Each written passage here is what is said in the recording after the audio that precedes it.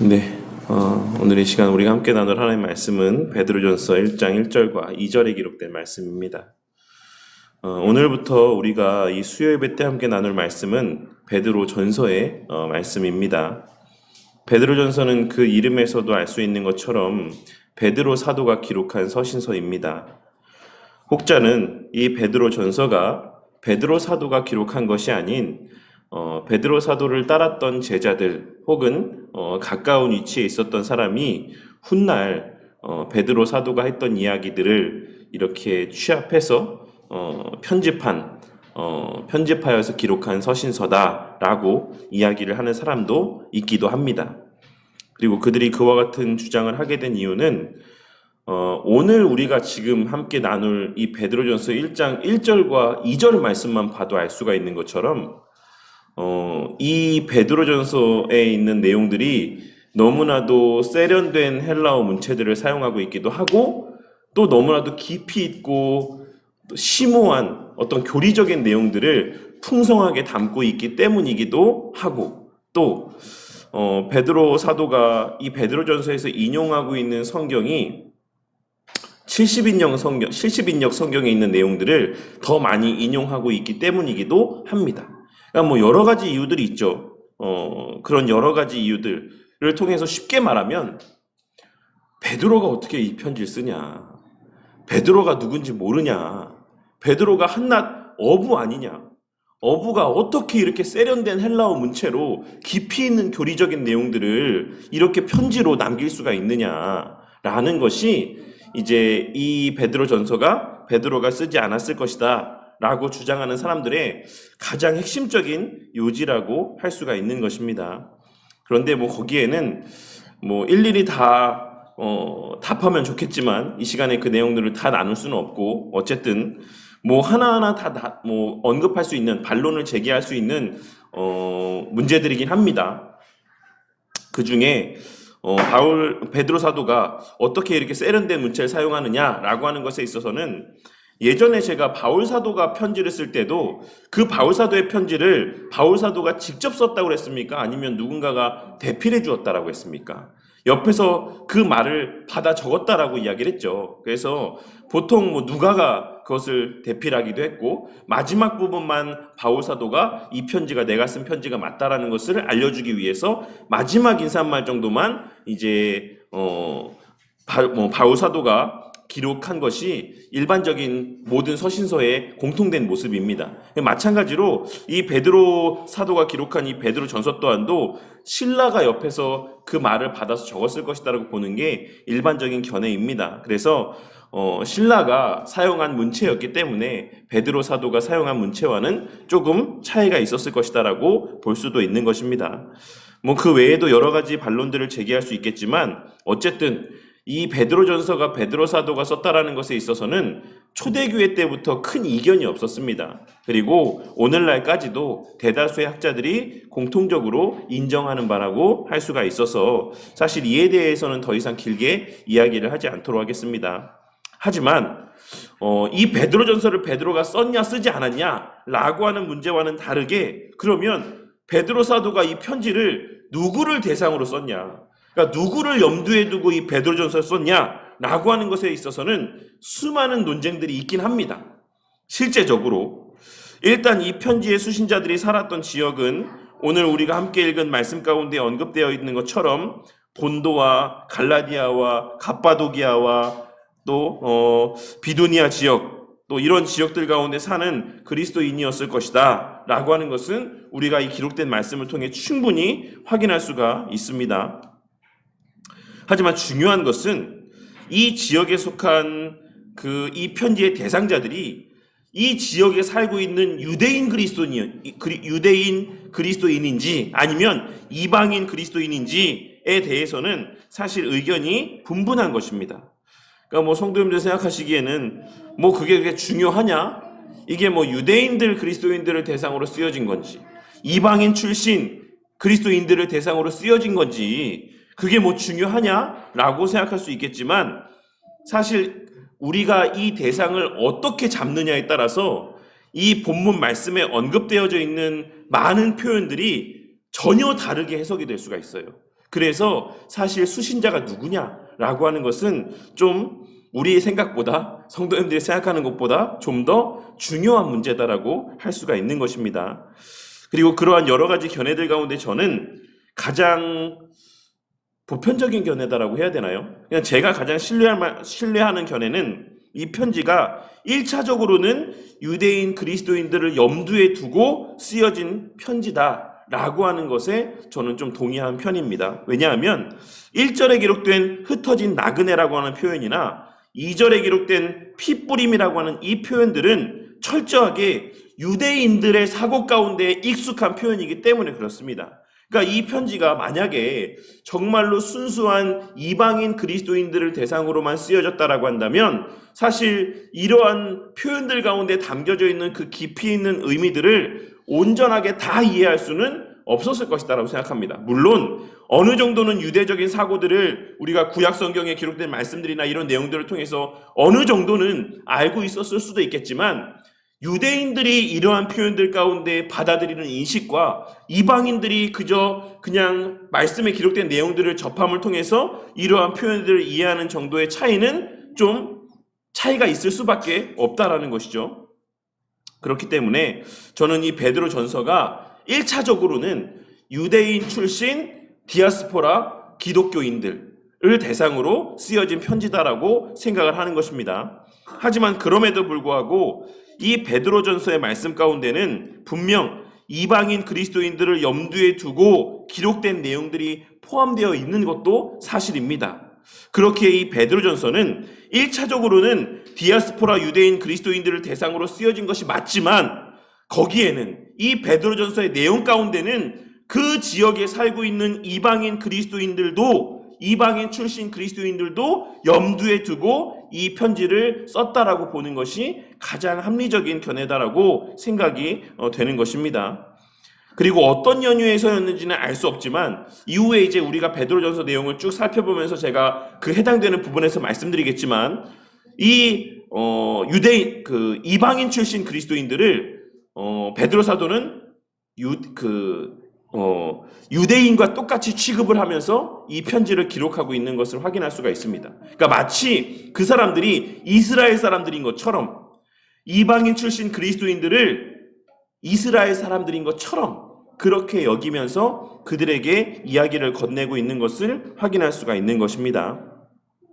그러니 오늘 이 본문 1절 말씀에서의 나그네라고 하는 표현은 분명 유대인들을 염두에 두고 있는 디아스포라 유대인들을 염두에 두고 하는 말이 맞지만 전체적인 문맥을 고려해 보았을 때 뒤에서 언급되어지는 나그네라고 하는 표현. 그러니까 이 베드로전서에서 계속해서 언급되고 있는 나그네라고 하는 표현은 오늘 이 말씀의 1차 수신자들이 거주하는 지역으로 언급되고 있는 지역인 본도나 갈라디아나 그 외의 지역 가운데 본래부터 거주하고 있었던 이방인 그리스도인들로 하여금 그들은 본래부터 지금 거주하고 있는 지역에서 태어나고 살고 있긴 하지만 그 지역이 그들에게 있어 고향이긴 하지만 그럼에도 불구하고 그들도 디아스포라 유대인들과 마찬가지로 나그네와 같은 자들이라고 하는 사실을 유대인 그리스도인들의 실제적인 모습을 통해 깨닫게 해주고자 이러한 표현을 사용하고 있는 것이다라고 할 수 있는 것입니다.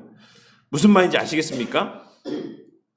지금 이 갈라디아 지역에서 원래부터 살았던 사람들, 그 가운데 기독교로 개종한 사람들, 그러한 사람들한테 있어서는 그들이 살고 있는 그 지역에서의 삶이 나그네의 삶입니까? 아니죠. 자기의 나고 자란 고향에서 살고 있는 거예요.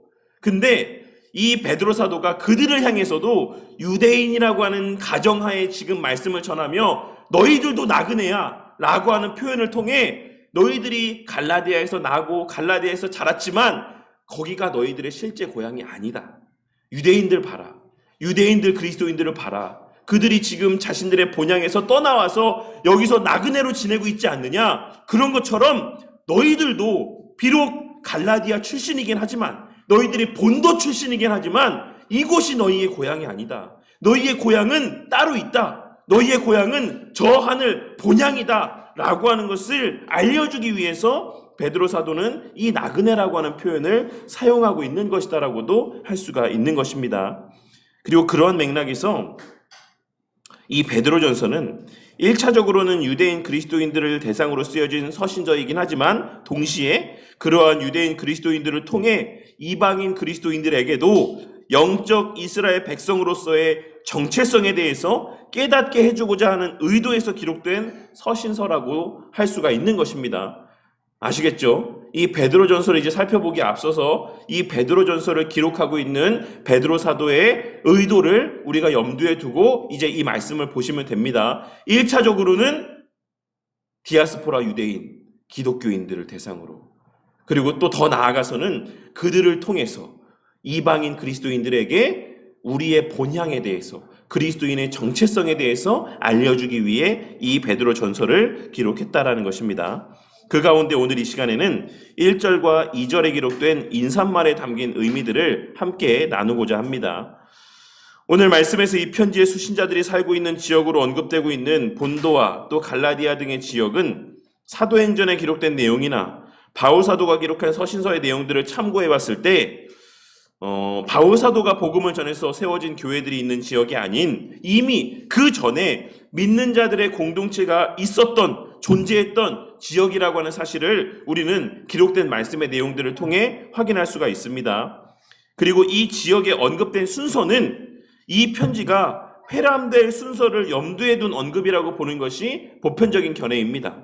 그러니까 지금 베드로 사도가 이 편지, 이 회람용 서신을 사람의 인편으로 보냈는데 이 사람이 다니면서 그 교회들마다 이 편지의 내용을 전할 때 그 전하게 될 순서에 따라서 지금 베드로 사도가 이 내용들을 언급하고 있다라고 보는 것이 보편적인 견해다라고 할 수가 있는 것입니다.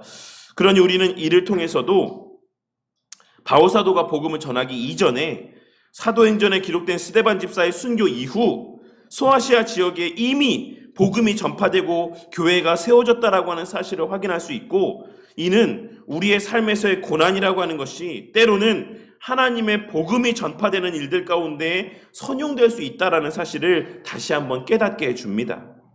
그렇게 우리는 우리 삶에서의 고난의 때 가운데도 우리를 통해 하나님의 복음이 증거되고 전파되기를 바라며 그 시간들 가운데 우리가 해야 될 본분, 곧 그리스도인으로서의 정체성을 기억하고 주어진 삶의 자리와 그 시간들 가운데 늘 하나님의 말씀대로의 순종의 삶을 살아가는 자들이 되어야만 하는 것입니다.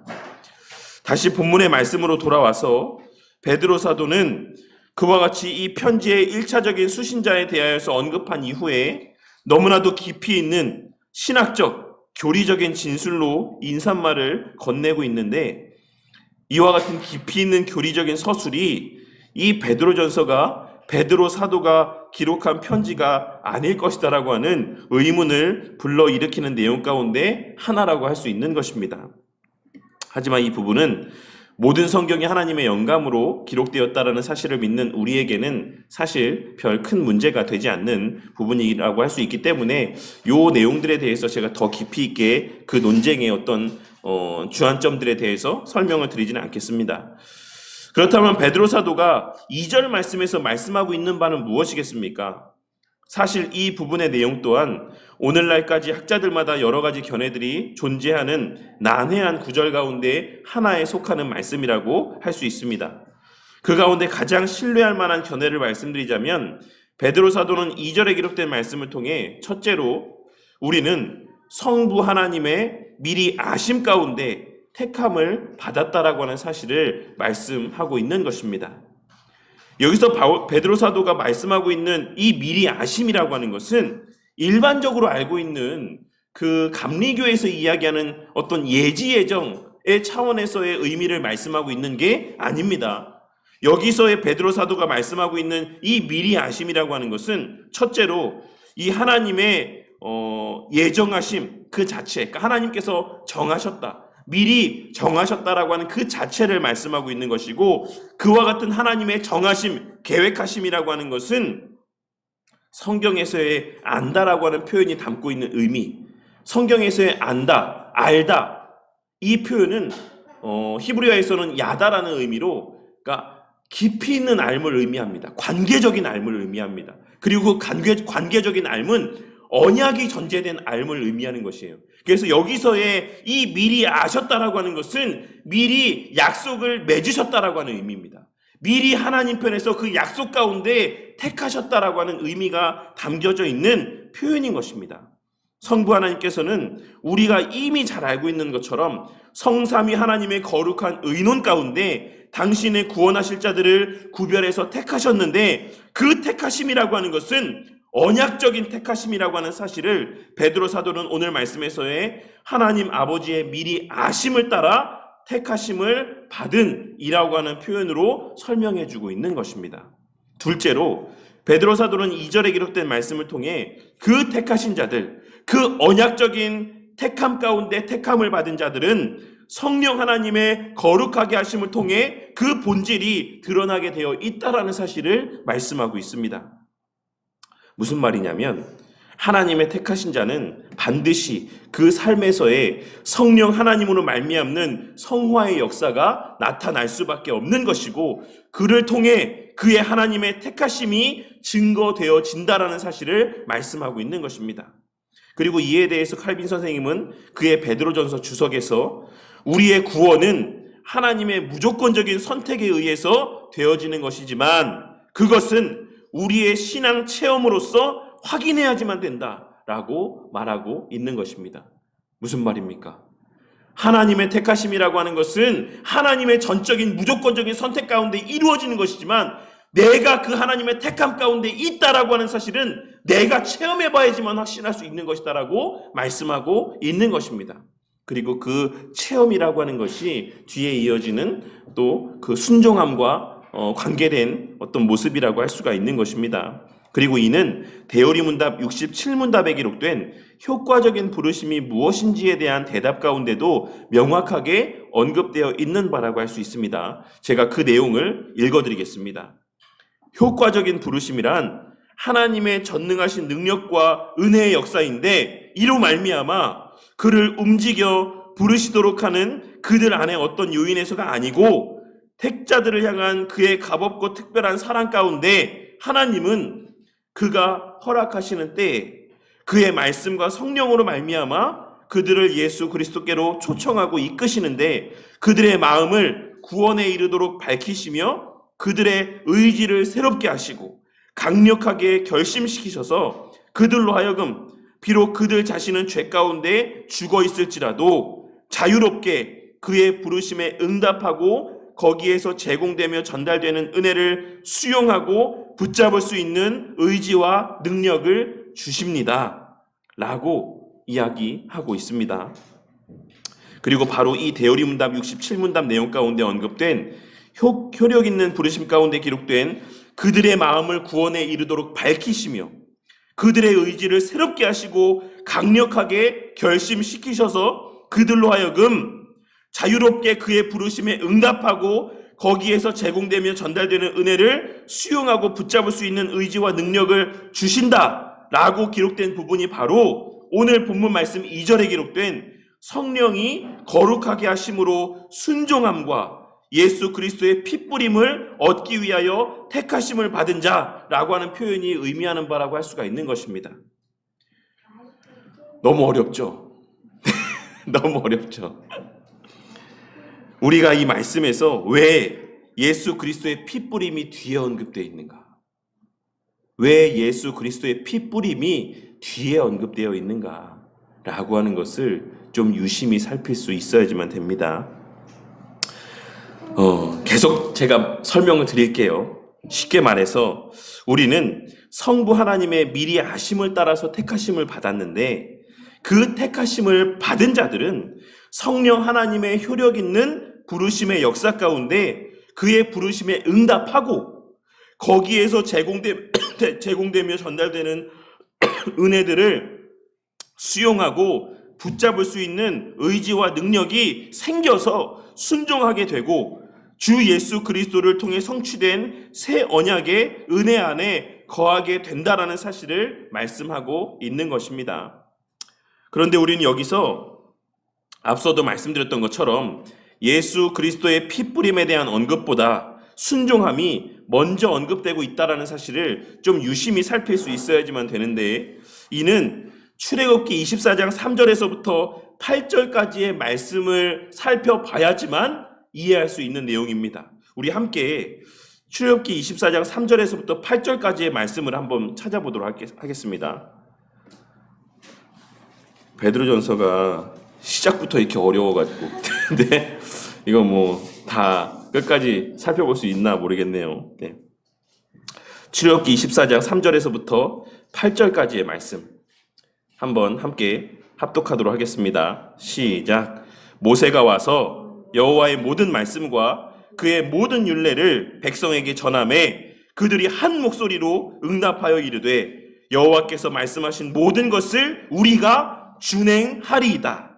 모세가 여호와의 모든 말씀을 기록하고 이른 아침에 일어나 산 아래에 제단을 쌓고 이스라엘 12지파대로 12기둥을 세우고 이스라엘 자손의 청년들을 보내어 여호와께 소로 번제와 화목제를 드리게 하고 모세가 피를 가지고 반은 여러 양푼에 담고 반은 제단에 뿌리고 언약서를 가져다가 백성에게 낭독하여 듣게 하니 그들이 이르되 여호와의 모든 말씀을 우리가 준행하리이다. 모세가 그 피를 가지고 백성에게 뿌리며 이르되 이는 여호와께서 이 모든 말씀에 대하여 너희와 세우신 언약의 피니라. 지금 이 순서가 어떻게 되어 있습니까? 뭐가 먼저 언급되고 그 이후에 피 뿌림이 언급되고 있죠? 그들이 한 목소리로 응답하여 이르되 여호와께서 말씀하신 모든 것을 우리가 준행하리이다. 그리고 그 이후의 말씀 가운데도 이들이 뭐라고 먼저 언급하고 있죠? 피 뿌리기에 앞서서 여호와의 모든 말씀을 우리가 준행하리이다. 그 다음에 피가 뿌려지고 있습니다. 베드로 사도는 철저하게 이 언약이 체결되어지는, 하나님의 백성과 하나님 사이에 언약이 체결되어지는 이 출애굽기 24장 3절에서부터 8절까지의 말씀을 염두에 두고 지금 오늘 이 말씀 2절의 말씀을 이야기하고 있는 것입니다. 곧 하나님 아버지의 미리 아심을 따라 성령이 거룩하게 하심으로 순종함과 예수 그리스도의 핏뿌림을 얻기 위하여 택하심을 받은 자들에게 편지하노니. 출애굽기 24장에 기록된 이 장면은 앞서도 말씀드렸던 것처럼 하나님께서 이스라엘 백성들과 언약을 맺으시는, 약속을 맺으시는 장면에 대한 묘사입니다. 그리고 오늘 말씀에서의 베드로 사도가 언급하고 있는 바는 우리 주 예수 그리스도를 통해 성취된 새 언약이 체결되어지는 장면에 대한 묘사라고 할 수가 있는 것입니다. 무슨 말인지 아시겠습니까? 구약 시대에 그 하나님과 백성 사이에 맺어있던 그 언약이 이제 예수 그리스도로 말미암아 새롭게 체결되었다. 새롭게 그 약속이 체결되었다. 이제 새 언약이 체결되었다. 너희들이 그 새 언약 가운데로 초청함을 받기 위해서 택함을 받은 거다 라고 하는 사실을 말씀하고 있는 것입니다. 아시겠습니까? 구약의 이스라엘 백성들이 그 옛 언약에 지금 초청을 받고 있었던 것처럼 출애굽기에서 그 구약의 이스라엘 백성들이 모세를 통해서 옛 언약 가운데 초청함을 받았던 것처럼 지금 너희들은 성령 하나님을 통하여서 예수 그리스도를 통해 성취된 새 언약에 지금 초청을 받고 있는 거다. 하나님이 그 은혜를 누리게 하시기 위해서 너희들을 택했다 라고 말씀하고 있는 것입니다. 베드로 사도는 오늘 말씀에서 이와 같은 표현을 통해 하나님께서 우리를 창세전에 택하셨는데 그 택하심의 목적은 우리를 새 언약의 은혜 가운데 거하게 하시기 위함이라고 하는 사실을 말씀하고 있는 것이고, 그 언약 가운데, 새 언약 가운데 거함이라고 하는 것은 성령 하나님의 역사로 말미암는 성화의 삶을 통해 증거되어지는 것이다라는 사실을 말씀하고 있는 것입니다. 너희들이 그 안에 있는 거 어떻게 알 수 있냐? 구약의 이스라엘 백성들이 그 하나님과의 그 언약 관계에 있다라는 사실을 무엇으로 증명했냐? 그들이 무엇으로 증명했죠? 하나님 율법에 순종하는 모습으로 그들이 증거했잖아요. 제가 하나님의 백성이다라는 사실을. 마찬가지로 너희도, 새 언약의 시대를 살아가는 너희도 그 새 언약 안에 너희들이 거하고 있다라는 사실은 무엇을 통해 증거해야 된다? 성화의 삶을 통해 증거해야지만 된다라는 사실, 그것을 위해서 너희들이 택하심을 받고 성령 하나님이 너희들 가운데 그런 은혜들을 부어주시는 것이다라고 하는 사실을 말씀하고 있는 것입니다. 그리고 그와 같은 성화에 대해서 대우리문답 75문답에서는 다음과 같이 이야기를 하고 있습니다.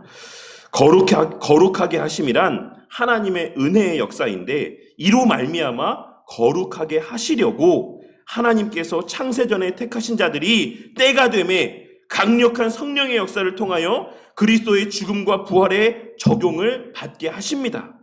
그러므로 인하여 하나님의 형상을 쫓아 온 사람이 새롭게 되고 생명에 이르는 회개의 씨와 그 밖에 다른 구원의 은혜들을 그들의 마음속에 두고 그 은혜들이 고무되고 증가되고 강화되어서 그들로 하여금 점점 더 죄에 대하여서는 죽게 하고 새로운 생명에 대하여서는 살게 하는 것입니다. 이게 성화라고 이야기하고 있습니다. 죄에 대하여는 죽고 하나님의 참된 생명에 대하여서는, 하나님의 말씀에 대하여서는 살게 되는 것, 이게 성화인데, 이러한 삶을 통해서, 이러한 모습을 통해서 우리가 하나님 안에 거하고 있다, 새 언약 안에 거하고 있다라는 사실을 우리가 깨닫게 되는 것입니다. 죄를 짓지 않는다라는 게 아니에요. 죄를 짓되 그 죄를 미워하게 되고 죄를 멀리하게 되고 점점 하나님의 말씀대로 순종하고자 하는 마음들이 내 마음 가운데 생겨나는 모습을 보면서, 그래, 내가 거듭났구나, 내가 하나님의 약속 가운데 거하는구나, 내가 하나님 백성이구나 라고 하는 것을 깨닫게 되고 그렇게 그 마음 가운데 확신케 된다라는 것입니다. 대우리문답 이 75문답의 내용 가운데서 언급되고 있는 성화는 사실 이 내용들을 쭉 보셔서 아시겠지만 단회적인 성화와 점진적인 성화를 다 이야기하고 있어요. 이는 우리의 중생 가운데 우리는 이미 거룩하여진 자라는 것을 의미하는 것이기도 하고, 그 단회적인 성화의 은혜 가운데 있는 사람들은 또 살아가는 과정들 속에서의 점진적인 성화가 나타난다라는 것을 말씀하고 있는 것이기도 합니다. 단회적인 성화가 뭡니까? 저 같은 사람이 아직도 여전히 죄를 짓고 부족함 가운데 있는데 저는 하나님 보실 때 거룩한 존재입니까? 아닙니까? 이미 거룩한 존재죠. 이미. 그래서 저는 지금 죽어도 완전한 영화의 단계 가운데 가게 됩니다. 그런데 그럼에도 불구하고 제가 지금 죽어도 하나님 편에 온전한 거룩한 자로 여김을 받지만, 제가 여기서 5년을 살고 10년을 더 살면 그 5년, 10년 가운데는 또 점진적인 성화가 제 삶 가운데 있다라는 것이에요. 그러니까 성화라는 것은 두 가지의 측면이 있습니다. 단회적인 측면과 점진적인 측면이 있어요. 그래서 우리가 거듭나는 순간 이미 하나님 앞에 의롭다고 여김받고 거룩한 존재들로 여김받는 단회적인 성화의 은혜들을 받아 누리지만, 그래서 거듭난 즉시 죽음을 맞이해도 우리는 거룩한 존재로서 하나님 앞에 서게 되지만, 동시에 우리의 살아가는 과정들 속에서의 점진적인 성화의 모습 또한 있다라는 것입니다. 그리고 이 두 가지는 뗄래야 뗄 수가 없는 필연적인 아주 밀접한 관계 가운데 있는 것입니다. 그러니 정리하자면 우리가 새 언약에 속하게 된 것은 전적으로 하나님의 창세전의 택하심으로 말미암는 은혜인데, 그 언약은 누구를 통해서, 누구 안에서 성취가 되었다? 우리 주 예수 그리스도 안에서 성취가 되었다. 그 성취된 은혜는 성령 하나님을 통한 거듭나게 하심과 성화의 은혜를 통해 우리에게 누려지고 만끽되어지고 적용되어지는 것이자 더 나아가 증거되는 것이다라고 하는 사실을 우리는 오늘 말씀의 내용을 통해 분명하게 확인할 수가 있는 것입니다. 왜냐하면 우리 예수님께서 그 피를 우리에게 뿌리심으로 이미 우리를 깨끗하게 하셨고, 우리가 무엇을 하지 않아도, 우리가 성화의 삶 가운데 말씀 보고 기도하고 봉사하고 충성하고 헌금하고 여러 가지 기도하며 그 여러 가지 열심을 보이지 않아도 이미 그리스도가 우리에게 피를 뿌리심으로 말미암아 우리의 모든 죄가를 도말하여 주시고 우리를 거룩한 존재가 되게 하셨기 때문에 우리는 지금 이 순간에도 거룩한 존재들이라고 할 수가 있는 것이기 때문이고, 또한 지금 이 순간에도 그럼에도 불구하고 여전히 우리 예수님께서는 하나님 보좌 우편에서 무엇을 하고 계신다? 중보를 하고 계신데, 무엇을 위해 중보하고 계시겠습니까? 우리의 신앙이 자라고 성장하게 되기를 위해서 중보하고 계시는 것입니다. 그렇기에 우리는 필연적으로 우리의 삶의 여정들 가운데서 죄에서 멀어지고 깨끗함을 추구하는 삶을 살아가게 될 수밖에 없는 것입니다. 우리가 그리스도 안에 있다라고 하면, 우리가 정말 거듭났다라고 하면, 우리가 정말로 새 언약의 그 은혜 안에, 그 효력 안에 있다라고 하면 우리는 그것을 거부할 수 없어요. 우리가 그것을 거부할 수가 없습니다. 무슨 말인지 아시겠습니까? 우리가 정말로 거듭났다면 우리의 거듭남이 불가항력적 은혜인 것처럼 우리의 성화의 은혜 또한도 하나님의 그러한 강권적인 역사 가운데 필연적으로 우리의 삶 가운데 나타날 수밖에 없다라는 것입니다. 그래서 그러한 행함의 변화나 그 심정적인 변화가 없는 사람들, 그러한 사람들을 가리켜서 그들은 거듭나지 못한 자라고 이야기하는 것입니다. 그리고 우리는 이어지는 베드로 사도의 맺은 말을 주의 깊게 살필 수 있어야지만 되는데, 베드로 사도는 은혜와 평강이 너희에게 있을지어다가 아닌 더욱 많을지어다라고 이야기하고 있습니다. 그리고 이는 이미 그들에게 하나님의 은혜와 평강이 있다라는 것을 말씀하고 있는 것입니다. 이미 너희들에게 하나님의 은혜와 평강이 임하여 있다. 그리고 이를 통해 우리는 하나님의 은혜와 평강이라고 하는 것은 오직 거룩함을 추구하는 삶을 통해서만 누릴 수 있고 만끽할 수 있는 것이다라는 사실을 발견하고 깨달을 수 있습니다. 죄에 대하여 죽고 하나님의 말씀에 대하여 사는 삶 가운데만 우리 삶 가운데는 참된 은혜와 참된 평강이 있다라고 하는 것을 우리는 이 말씀을 통해 다시 한번 깨달을 수가 있다라는 것입니다. 이 사실을 깨닫고 오늘 말씀을 통하여서 우리의 정체성을 다시 한번 깨닫게 되는 은혜가 있기를 바랍니다. 우리는 이 땅에 속한 존재가 아니라 나그네와 같은 자들입니다. 그러니 입이 아프지만 다시 한번 말씀드리자면 제발 이 세상에 속한 자들과 같이 이 세상에 속한 사람들이 추구하는 방법대로 은혜를 만끽하고 평강을 누리고 만끽하려는 삶을 살아가는 자들이 되지 마시기를 바랍니다. 돈이 많으면 정말 행복할 것 같으십니까? 어느 정도는 행복하겠죠. 전혀 행복하지 않다라고는 할 수 없겠죠. 근데 오늘 말씀에서 언급하고 있는 이 극치의 행복, 극치의 만족, 극치의 평강은 누릴 수 없습니다. 네. 그것을 누구를 통해 알 수 있습니까? 저는 최근에, 물론 익히 알고 있는 사실이지만, 저는 최근에는 일론 머스크라는 사람을 통해서 그 사실을 다시 한번 또 깨닫고 있습니다.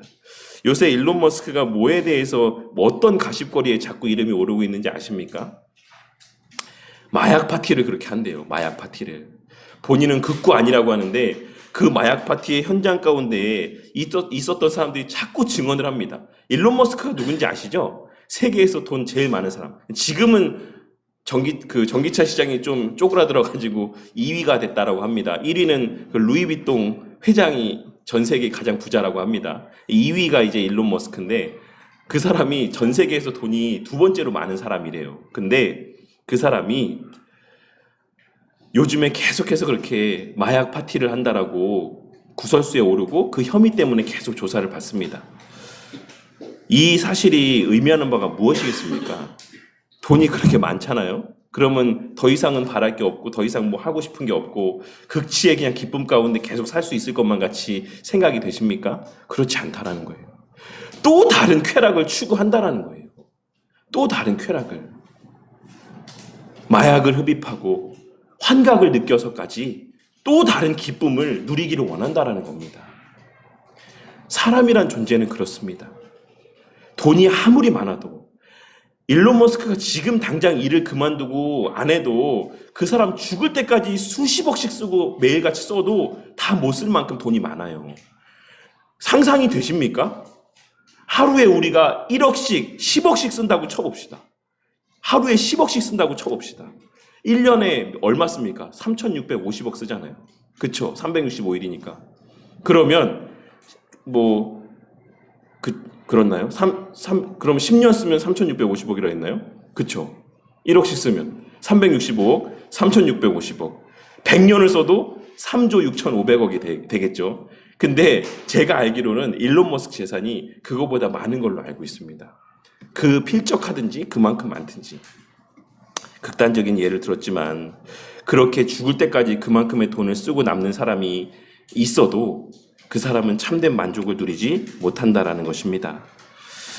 다시 한번 말씀드리지만 우리는 하나님께 속한 자들이고 그리고 우리 모두는 다 본래 하나님의 형상으로 지음을 받은 사람들입니다. 이 땅에서의 그 어떤 것으로도 우리는 참된 만족을 누리고 만끽할 수 없고 우리가 무엇을 소유해도 그 삶 가운데 참된 평강은 찾아오지 않습니다. 오늘 이 말씀이 기록된 시기에 대해서는 사실 의견이 분분하지만 극심한 박해가 아직 찾아오지 않았을 때에 이 말씀이 쓰여졌을 것이다라고 보는 견해가 가장 보편적인 견해입니다.